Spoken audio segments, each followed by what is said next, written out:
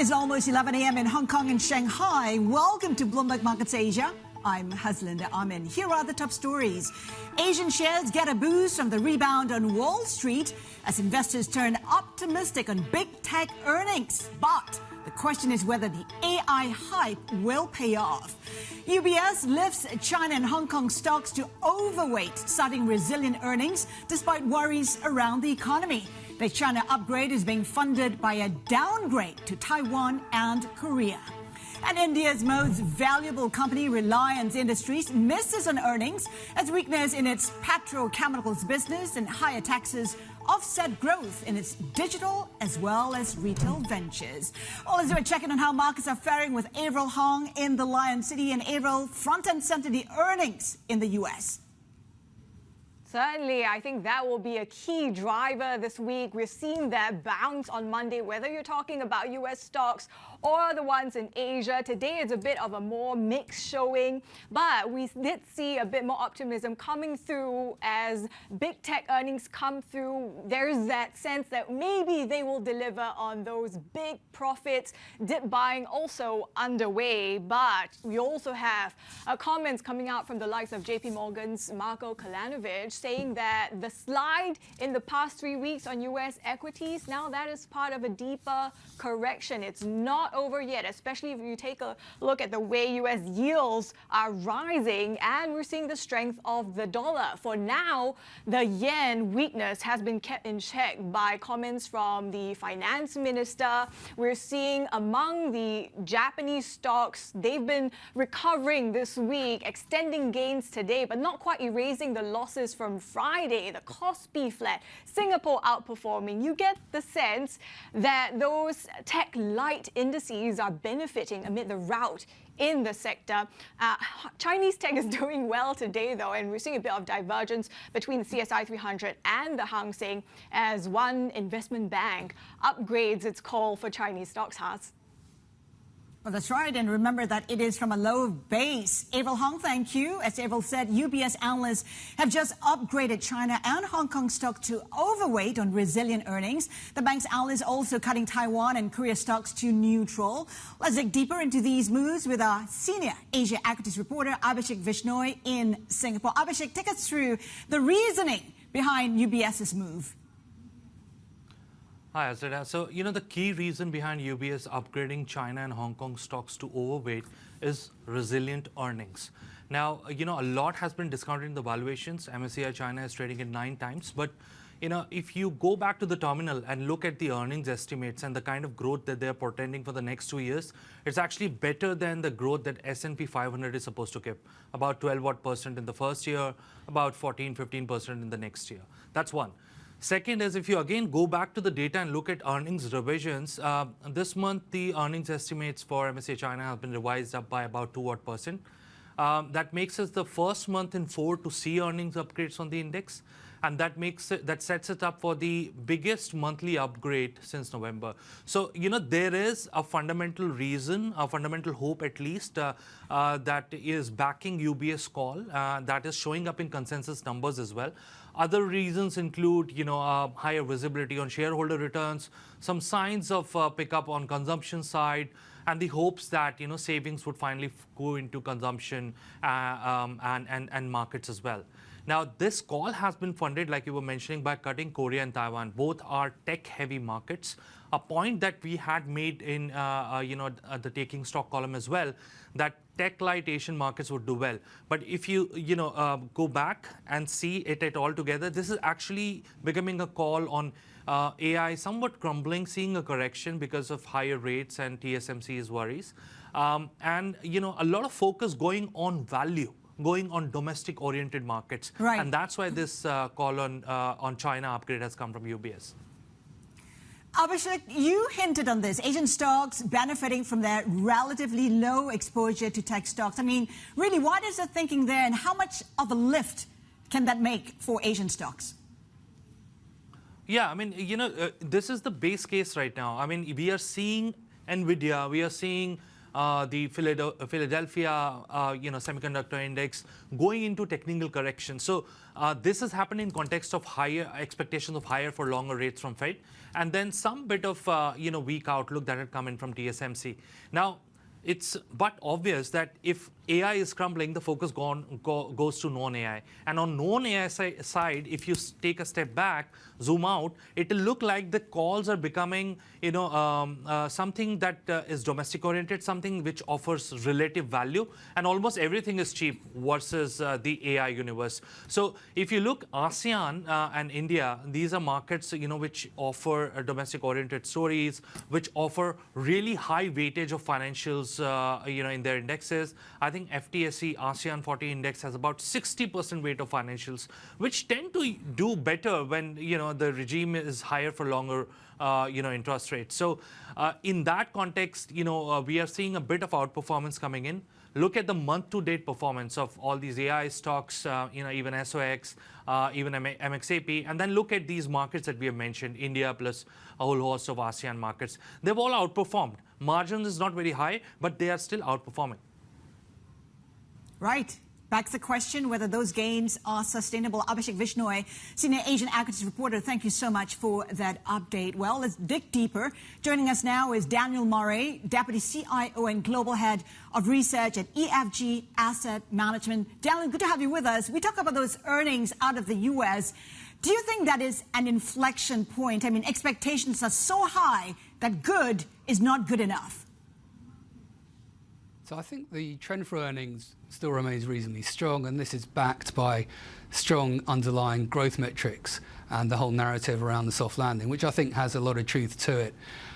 But of course, there's a difference between what earnings are realised and what markets are expecting. And we know that market expectations have become quite bullish.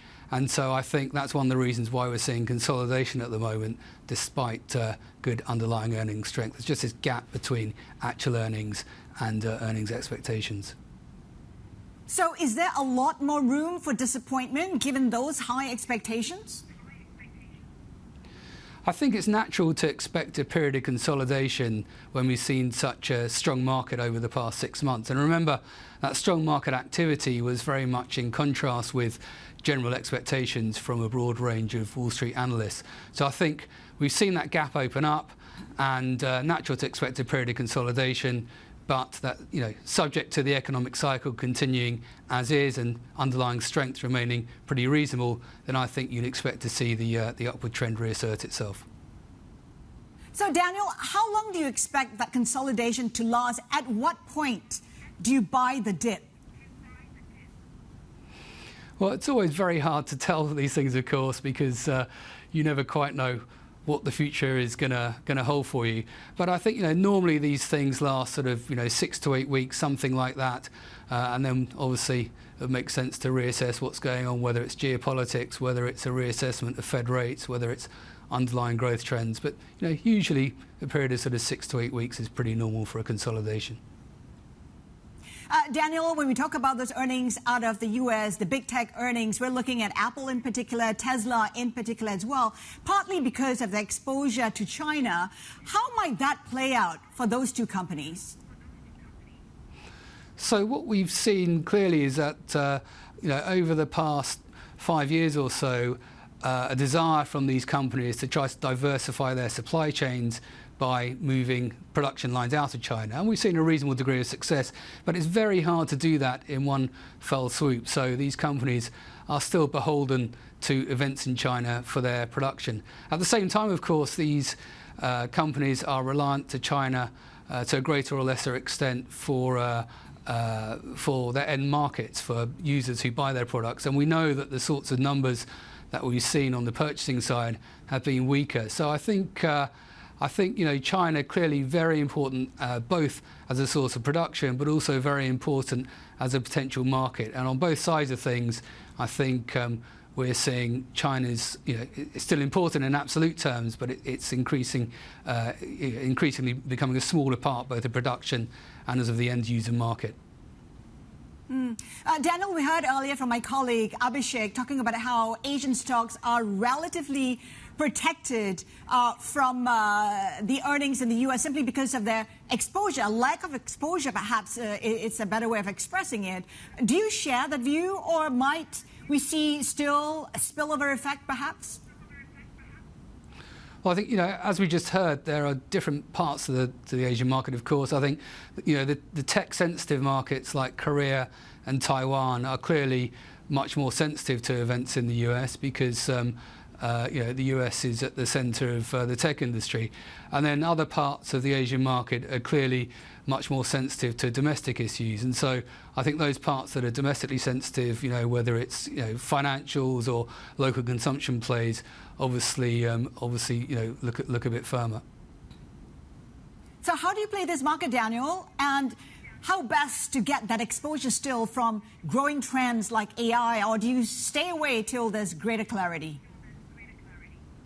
So I think the approach that we've taken is essentially to use the recent run-up as an opportunity to diversify. So having enjoyed this, the benefit of sharply rising markets over the past 6 months and that concentration obviously in tech and AI names in particular, we've just used this as an opportunity to diversify our exposure more, both regionally and sectorally, and also by market cap size. So a little bit more into small caps, a little bit more into some of the more defensive spaces, and just spread our exposure out a little bit more geographically as well.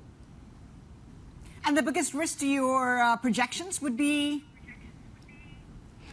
I think, and to be clear, this is not our core view, but I think the biggest risk is that we see some sort of credit cycle unfold pretty quickly. We have seen rising defaults in the high yield space in the first quarter.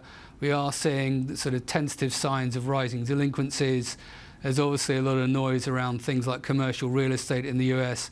And at the moment, this all seems to be well contained. But I think there is a risk that that these things do get some momentum behind them and do start to spiral out of control. So not our core view, but that's certainly one of the things that we're looking closely at. Daniel, that takes us to a story that Bloomberg is running today, talking about perhaps shadow banking stress in South Korea. I mean, might the rest of Asia see a similar trend? What are the risks? So I think, clearly Asia is, for better or worse, beholden both to events in the US and events in China. I think that as long as the US holds up well, then that bodes well for global economic growth. But we are, for the first time, starting to see greater divergence in terms of global economic cycles. At the same time, Asia does have to pay close attention to what's going on in China. So if China were to weaken dramatically, that would also pose a bit of a problem for the rest of Asia. I think on the policy side of things, the risk clearly is that, at least in the short term, that markets take a negative signal from a more hawkish Fed, and that in terms of trying to prevent domestic currencies from weakening too much and fueling domestic inflationary trends, that local central banks in Asia are forced also to hike or to remain a bit more hawkish along with the Fed. Daniel, hang tight. Daniel Murray, Deputy CIO and Global Head of Research at EFG Asset Management. He's sticking around. Well, Chinese bubble tea maker Chabaido has plunged around 30% in its trading debut in Hong Kong, underscoring the challenges the financial hub is facing in reviving investor confidence. This is China's third largest maker of fresh tea drinks by sales value. It raised about $330 million in the city's biggest IPO this year. The port debut comes just as the Chinese securities regulator is taking measures to enhance cooperation with Hong Kong, where IPO proceeds slumped last year to the lowest in 2 decades. Take a look at that. Chabaido down more than 36%. Well, still ahead this hour, we dig into JLL's brand new report on real estate investment trends in the Asia Pacific and found out why it was the only region in the world to show growth in the first quarter. Keep it here with us. This is Bloomberg.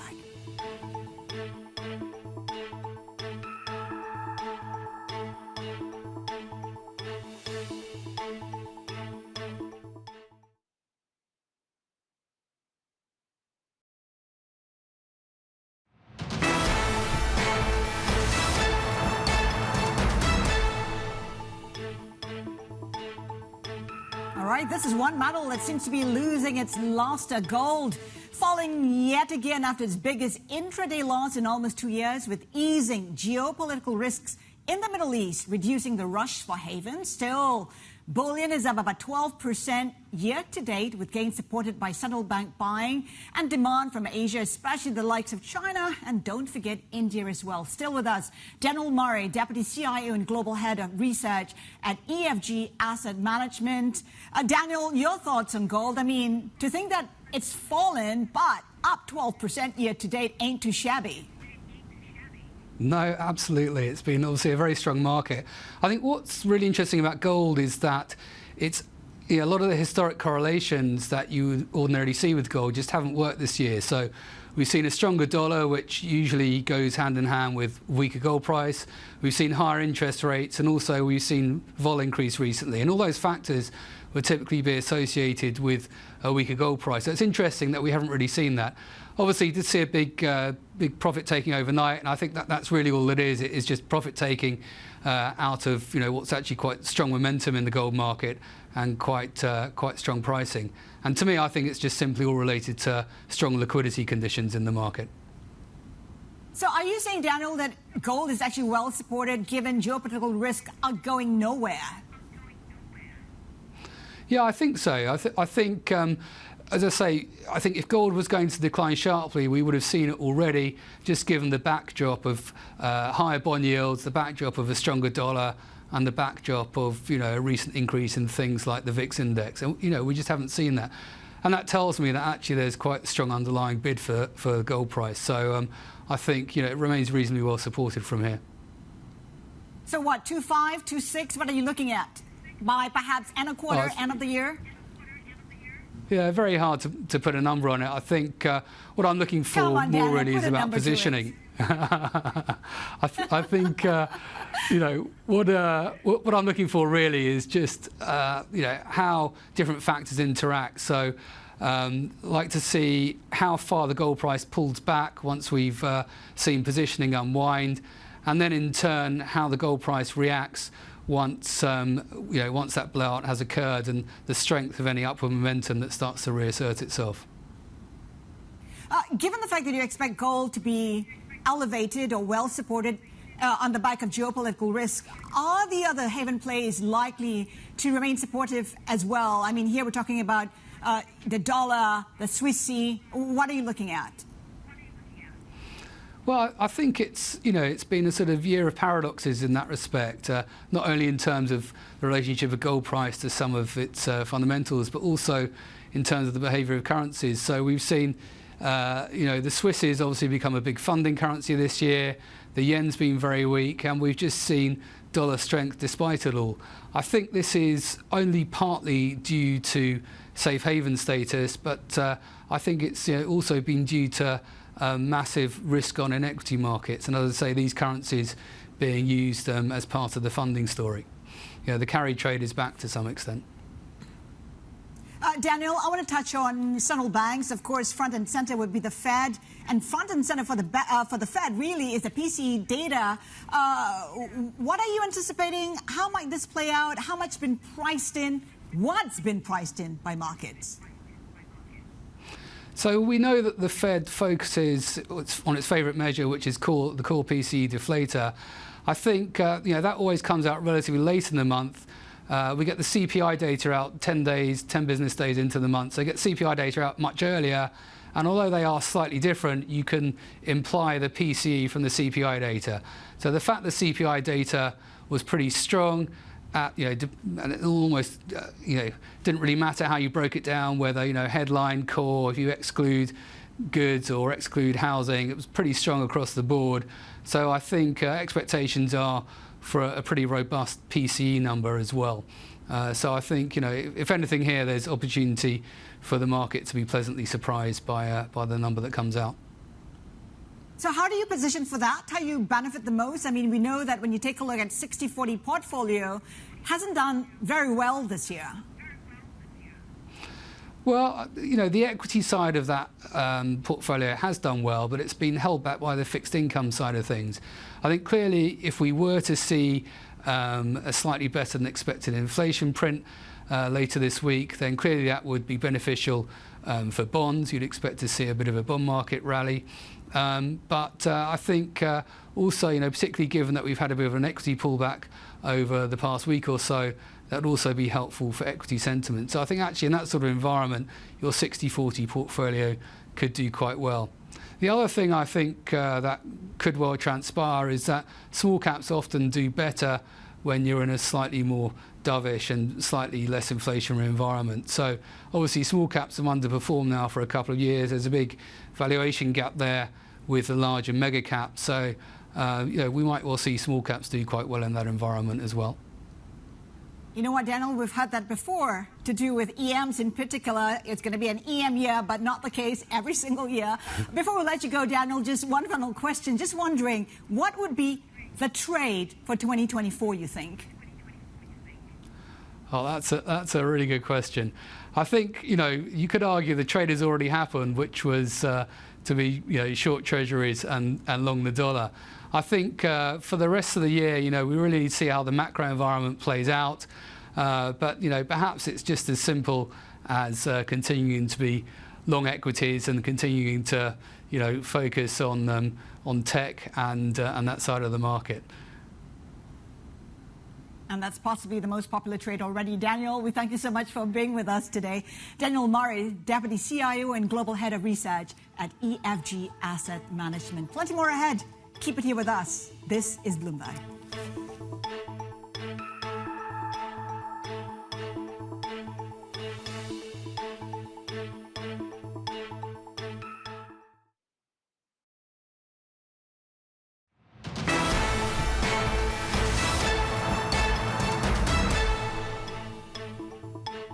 Right, the CSI 300 index under pressure, but we're seeing gains for China big tech, and that is on the back of Tencent. Remember that Tencent talked about releasing Dungeon and Fighter, which is the new game, and that's lifting sentiment somewhat. Bear in mind as well that Tencent has a huge weighting on the index. Take a look where we are in terms of those stocks. Tencent up by about 2.5%.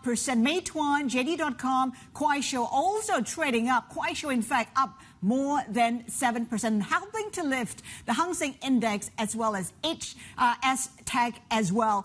Flip the page, take a look at where we are in terms of the China pipeline stocks on the back of Chinese pipeline stocks rising as the government is eyeing network upgrades, that providing a lift from the likes of Anhui Provincial Architectural, currently surging 20% right now. Also, Shandong Longquan currently up by 4%, along with Beijing Hanjian Hishan Pipeline currently up by about 10%. So despite those gains, CSI 300 index in negative territory. Overall, we're seeing a market that's on the up for the rest of Asia, perhaps lifted by sentiment, optimism perhaps of those tech earnings out of the U.S. Still ahead, JLL says the Asia Pacific is the only region that saw first quarter growth in commercial real estate investment. We'll get details just right ahead. This is Bloomberg.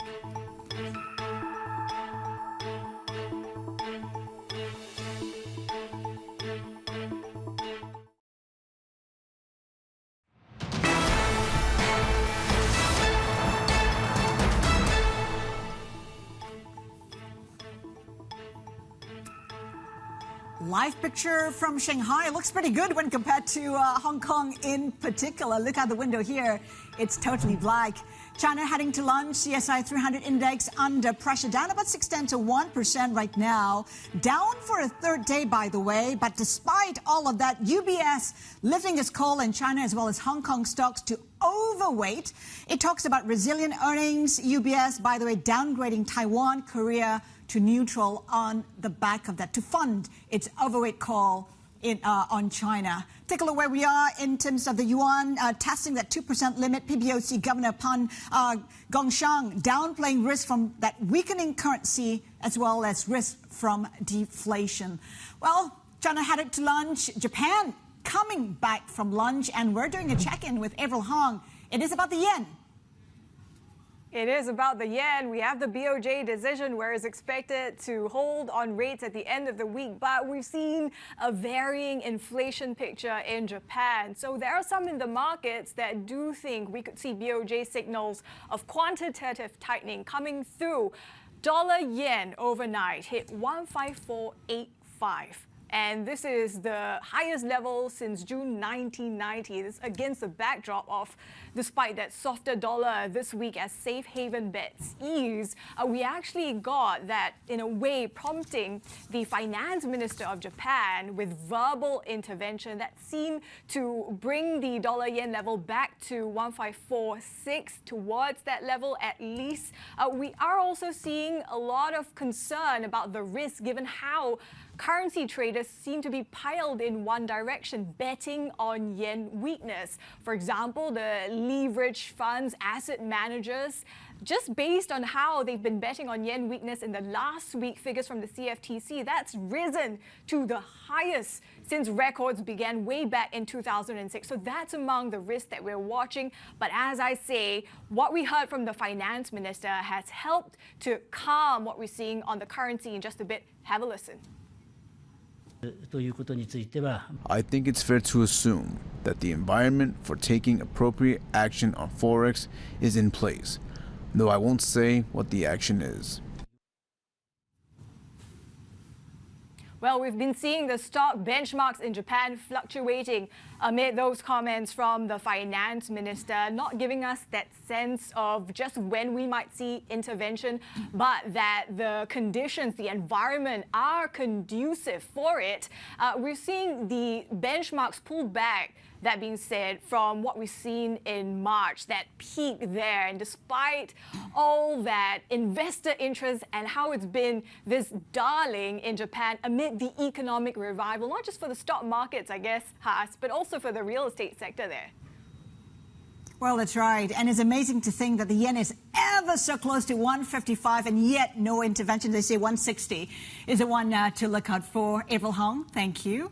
And a new report from JLL says the Asia Pacific was the only region globally to see growth in commercial real estate investment in the past quarter. Japan stands out as the most active market with 29% growth year on year amid growing overseas investor interest. Let's discuss all of this with Pamela Ambler, APAC Investor Intelligence Head at JLL, who joins us from our Singapore studio. Pamela, good to have you with us. You got to wonder whether Japan is a standout because it is benefiting from the uncertainty in China.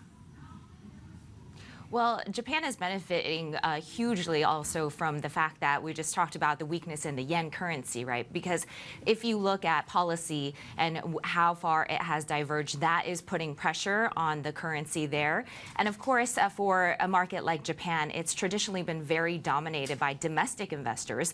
But now a lot of foreign investors, overseas capital is looking at that market as well, because not only do they have attractive fundamentals for across sectors and commercial real estate, they also have the benefit on top of that, which is the currency. So it has a lot going for it. You got to wonder how much more upside, or whether you're already beginning to see perhaps signs of overheating.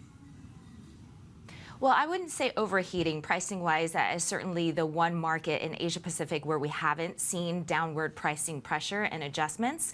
But what we do see is, very interestingly, Japanese capital is looking now at overseas markets such as Australia and elsewhere in APAC, as well as in Europe and Americas. But in the domestic market for Japan, a lot of foreign investors are looking at assets, not just across office, logistics sector, retail as well.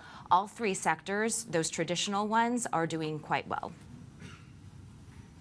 From Japan, let's go to China. What's your take on it? Are there signs that this market is bottoming out or close to? That's a really good question. Of course, when investors are looking at purchasing assets, they're also looking for that bottom in pricing. It's really difficult to assess that because it's difficult to put a mark-to-market price on an illiquid asset. And so what investors are looking for is the trades that have taken place, whether or not there has been a discount in pricing. And indeed, we have seen those come through. And so that is coming from some of the developers that are looking to dispose of assets, as as well as foreign investors that have been holding. And so what we're seeing come in is the insurance companies with state-backed funding, as well as some of the end users that are occupying the spaces. They are stepping in and taking advantage of the pricing dislocation. Pamela, I'm just wondering, for those divesting away from China, where are they putting their money now? Which markets are benefiting? Absolutely. We're seeing a slew of markets benefiting from this capital flow. So the changes really occur when investors who would have been investing in China are now looking at other markets. India is one of the bright spots that we're seeing. It traditionally hasn't been as institutionalized as it has been historically speaking, but we are seeing investments going into that market. Another big market we're seeing is the Korean market. Again, traditionally very dominated by the domestic investors. A lot of the asset managers have come up against some liquidity challenges. And what we're seeing that is less competition within the domestics creates an opportunity for cross-border capital to go in and invest there. We've been talking about the shadow banking stress in Korea. Might that impact sentiment at all? That's a really interesting question because you certainly see a pullback in terms of liquidity. So how we assess this is based off of the bidding activity. The bidding activity is weaker, probably weaker than historically speaking. And as a result, as I mentioned before, it is the cross-border capital that is coming in and looking at investment opportunities. Not as much competition as there was before. And if you look at also in terms of where the BOK is in terms of holding their policy rates, they have been at that level for about since January of 2023. So the consensus is that that market will likely not be seeing any sort of increase in rates, but the next cycle will be a reduction. You know, even as we speak, we know that the U.S. commercial property sector is under stress as well, and perhaps we're seeing a spillover when it comes to Europe. Might we see a wider contagion? Might we see an impact in Asia as well? So what we're seeing in the U.S. and Europe, people are talking about is vendor capitulation. What that means is the sellers are beginning to accept today's market price. They're willing to come down in pricing. And we've seen that big adjustment happening in the markets in Americas as well as in Europe. But that's not something that we have seen on a large scale in markets in APAC. The places where we have seen those pricing softening and coming down a bit is led by Australia and followed by Korea to a certain extent. Those two markets are the places where we're seeing certainly pricing adjust the most.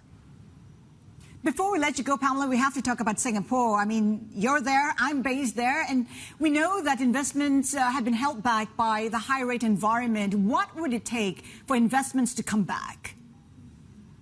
Well, it's interesting you ask that because we are already seeing the retail sector staging a comeback. If you think about retail, that sector has been embattled and repriced over the period of the pandemic. We are beginning to see pickup in terms of consumer spending, retail spending. That's all adding confidence to a sector that's already adjusted based off previous valuation cycles. Another interesting thing is when you look at how that's tied to the events that have been taking place here in Singapore. It's not just retail, hospitality as well. Singapore is now beginning to be a destination where it's attracting tourist arrivals, and that's supporting overall investments. Pamela Ambler, APAC Investor Intelligence Head at JLL, we thank you so much for joining us today. Now let's get you hooked on FX markets. Joining us is our MLive Executive Editor, Mark Catmore. He's been weighing in into a growing debate over whether to focus on real or nominal yields in the current Fed rate environment. Mark, I mean, real or nominal, where do you stand on this?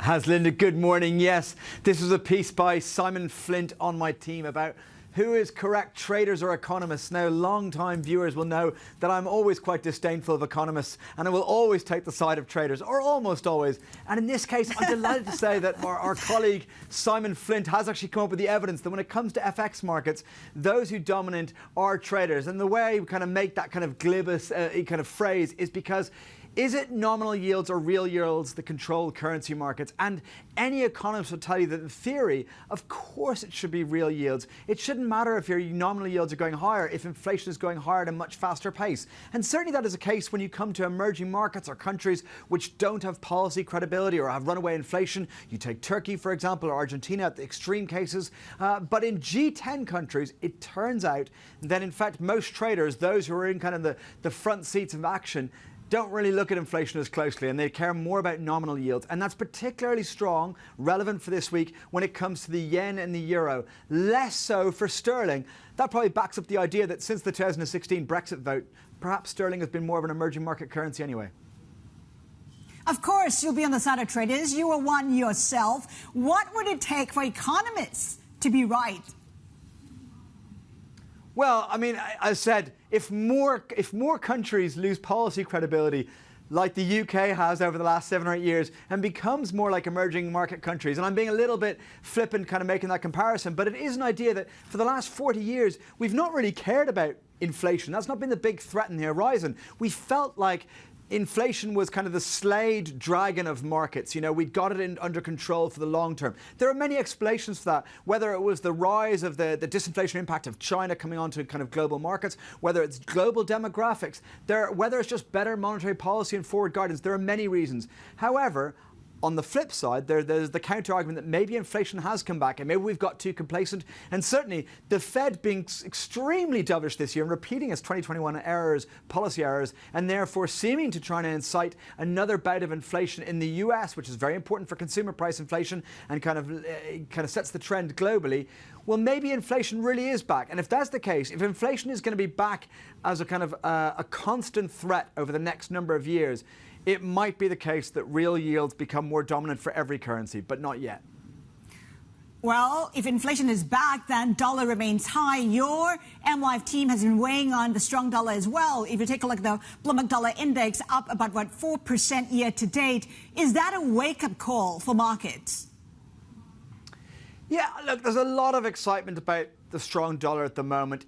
I think there's a couple of aspects to this. First of all, it's clearly the dollar's been strong this year, but it's been unconsensus. Most people were kind of expecting a softer dollar. They said that last year and the year before, and they've kind of got this wrong. They're also expecting yields to come lower this year, and that's not likely to happen either. So I think what this is this dynamic of the Fed not cutting rates in the aggressive fashion that was priced at the start of the year. Remember, the markets were pricing more than 6 rate cuts at the start of the year, even though the Fed was only even talking about 3, and that seemed ambitious. So we've had to price out, already 4 rate cuts. We're probably going to have to price out another couple still. So that dynamic of higher yields and stronger dollar is very problematic for all the world's markets. Remember, this is the world's reserve currency. The Fed sets global monetary policy. So essentially, this is financial tightening for the whole rest of the world. So we're still in the phase of that kind of dollar strength. I think it's got more to go. I think it's going to cause more squealing from many economies around the world as we kind of see that tightening of financial conditions imposed by the Fed and that strengthening dollar.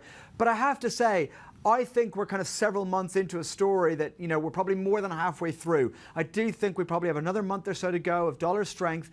But perhaps the dynamic for the second half of the year is the idea of other currencies also cutting less, and maybe they play catch up then.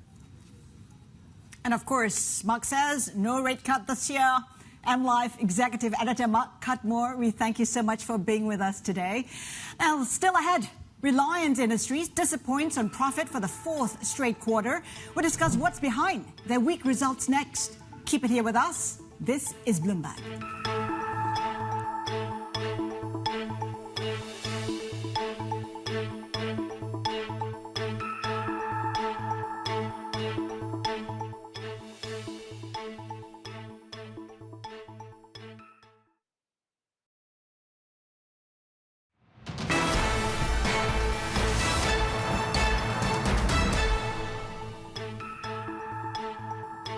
India in the mix, kicking off its trading day with gains. The Sensex index up by 0.3% in the first minute of trade. Of course, Much welcome, given that stock trading volumes have been slumping the days ahead of the election, some suggesting caution should be in place, saying the Indian market is trading near peaks at this point in time. In terms of the Indian rupee trading at 83.34 versus the USD, pretty flat. And one stock we're tracking, of course, in India is Reliance. It missed profit estimates for a fourth quarter. Its petrochemical unit facing headwinds. Tax expenses up 140%. This is, of course, India's largest company by market value. We're also tracking Joe Financial Services, currently up by 1% as we speak. Let's dig deeper when it comes to Reliance's earnings. Let's bring in Bloomberg Conglomerates reporter PR Sanjay in Mumbai. Sanjay, key takeaways from the earnings.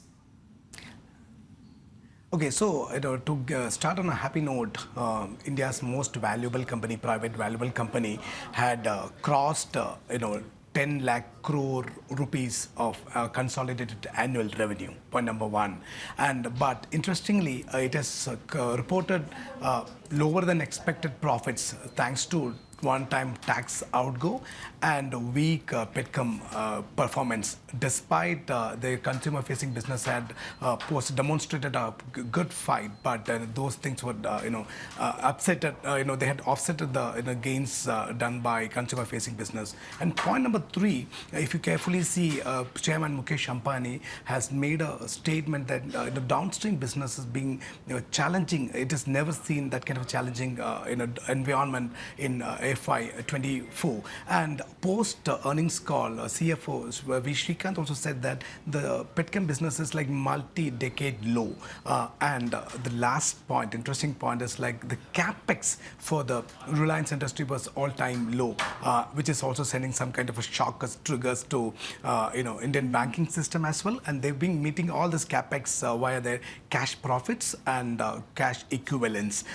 These are the key takeaways of Reliance Industries, led by billionaire Mukesh Ambani. So, Sanjay, what are the prospects for a turnaround? What are the areas we should be looking out for in the coming quarters? That's an interesting question. So one could be like one should keep watching on like what is kind of a price gain, a revised target by analysts.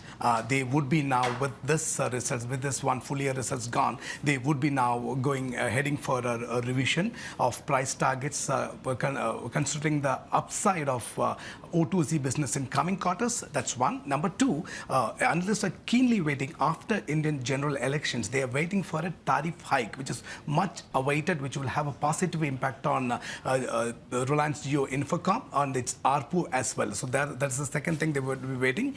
And third thing, very interesting, would be the opening of gigafactories in the second half of this calendar year. That will have a huge boost towards green energy division of Reliance. And Reliance Chairman Mukesh Ambani has clearly stated that they are going to bolster the investment in green energy. These are the prospects what one would keenly watching on Reliance Industries as of now. Reliance up 15% on year versus the Sensex up just 2%. Bloomberg Conglomerates reporter PR Sanjay in Mumbai, thank you. Still ahead, Tesla set to report first quarter earnings with investors focused on its margins and guidance after slashing prices in markets, including China. We have a preview coming right up. This is Bloomberg.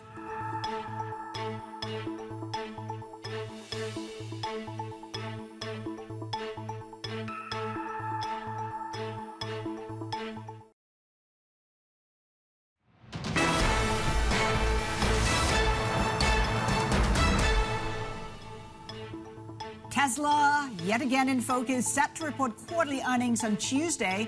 And focus will be on its recent price cuts and the impact on profits, particularly in China. Let's get more. Bring in our global business editor, Peter Verco in Sydney. Peter, what are the investors and analysts looking for in Tesla's earnings? Yeah, hi Haslinda. Expectations are that it's going to be a pretty grim set of numbers. We've already seen the big drop in Tesla's deliveries in the first quarter. They've been slashing prices in a bid to goose sales growth, so that's going to compress margins. Expectations are that there's going to be a drop in operating profit of around 40%. and the first drop in revenue potentially in 4 years. But I think what investors and analysts are really looking for beyond the numbers is really some clarity on what Tesla's strategy is going to be going forward. There's been a lot of news on Tesla in the last couple of weeks, a lot of seemingly quick shifts from Elon Musk, starting with the big job cuts that we saw the weekend before last, and then this sort of seeming shift away from a mass market car known as the Model 2 to going all in on an autonomous robo-taxi that he says will be unveiled later in the year. So I think given the movement that we've seen in the share price, it's down more than 40% this year, the slowing sales growth, the compression in margins, investors I think are really just waiting to get some kind of coherent message from Musk on where the company is going. Peter, I guess a big question really is whether Tesla has room to just keep cutting rates in response to slowing sales, especially on the back of rivals like Li Auto doing the same. Yeah, it does seem to be that they might be coming to the limits of just cutting prices in reaction to slowing sales growth. We got a report yesterday from Evercore ISI saying that Tesla, in an earnings before interest and tax measurement, might be going unprofitable in China because it has cut prices so much. And it seems to be, you can only cut prices so much before there's other things that you need to address. And one of those for Tesla is it does have a limited lineup. It's just got it relies mostly on the Model 3 and the Model Y, particularly in China, where you've got this range of competitors coming out, from BYD, who have got everything from the Seagull, which retails for less than $10,000 US, right through a range of cars. You've got these other competitors, Li Auto, like you said, even Xiaomi and Huawei, coming out with really interesting, tech-heavy, gadget-heavy cars that appeal to Chinese drivers, and particularly young buyers. Right. And it does seem that Tesla is starting to look a bit stale. Peter Vercoe in Sydney, our global business editor, thank you so much for that. Of course, we talked about the cut in prices for Tesla in markets like China. Let's do a back check on how those EV stocks are doing here in Asia ahead of Tesla's earnings. Take a look at where we are in terms of some of those plays. BYD down 2.5%. Kia, though, in the opposite direction, up 0.6%, all as we count down to Tesla's earnings. This is one company that's cut prices not just in China, but also in other markets like the US and Germany after disappointing first quarter sales. Here's one more look at the Chinese bubble tea maker before we go. Xiaobai plunging around 30% in its trading debut in Hong Kong, underscoring the challenge the financial hub is facing in terms of reviving investor confidence. Of course, we have other companies. 10 companies have made IPOs in Hong Kong that raised at least $300 million over the past 2 years. But Xiaobai not having a great day, down 35% on its debut. That is it from Bloomberg Markets Asia. Daybreak Middle East and Africa is next. This is Bloomberg.